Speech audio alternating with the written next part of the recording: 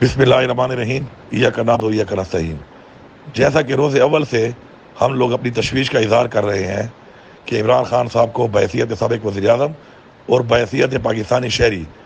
Jail کے اندر وہ حقوق نہیں دیے جا رہے جو قانون کے مطابق ان کا حق ہے۔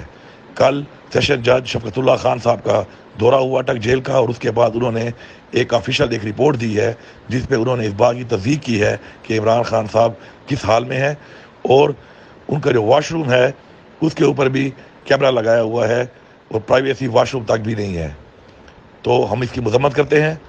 اور واضح کرتے ہیں کہ جو لوگ یہ اقدامات کر رہے ہیں اور ایسی کارروائیوں میں ملوث ہیں ان کے خلاف قانونی کارروائی کی جائے گی اور ان سے اس کا حساب لیا جائے گا۔ اس کے علاوہ چیف جسٹس اسلام آباد ہائی کورٹ عامر فاروق صاحب جس طریقے سے پہلے انہوں نے ایک جیلی ٹرائل کے ذریعے عمران خان صاحب کو سزا دلانے میں کردار ادا کیا،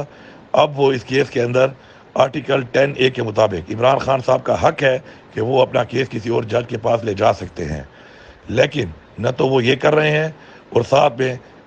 تاخیری حربے استعمال کر کے اس کیس کو طول دے رہے ہیں اور فیصلہ بھی نہیں سنا رہے اور تاخیر کر رہے ہیں۔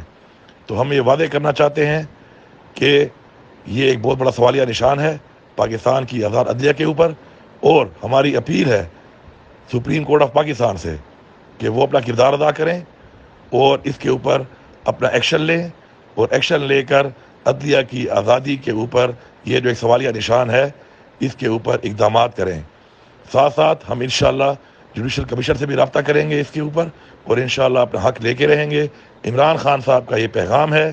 کہ جمہوریت کے لیے، اپنی آزادی کے لیے وہ ڈٹ کر کھڑے ہیں اور وہ انشاءاللہ کھڑے رہیں گے، اور پوری قوم سے انہوں نے اپیل کی ہے کہ پوری قوم بھی اپنے آئین کی پاسداری کے لیے، اپنے جمہوری حق کے لیے اور اپنی آزادی کے لیے اسی طرح ڈٹ کر ان کا ساتھ دے۔